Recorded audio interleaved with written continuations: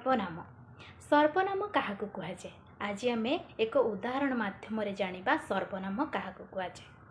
तो प्रसन्न भल पाठ पढ़े, प्रसन्न भल पाठ पढ़ा सहित भल खेले, तेणु प्रसन्न को ता सांग माने बहुत आदर करती।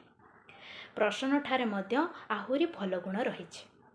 तो यही अनुच्छेदटी कौन है ना प्रसन्न शब्दटी बार बार व्यवहृत करा जायछि। तेणु यही वाक्य गुड़ी को आमे अलगा भाव में कहीपर कौन ना प्रसन्न भल पाठ पढ़े, से भल पाठ पढ़ा सहित भल खेले, तेणु ता सांग माने ताकू आदर करती। ताठारे मध्य अनेक भल गुण रही। तेबे यही वाक्य गुड़िकर कौन होइछि ना प्रसन्न शब्दटी थरे मात्र व्यवहृत होइछि एवं बाकी सब वाक्य गुड़िकर कौन होइछि ना से ताकू यही सब व्यवहृत करा जाइछि।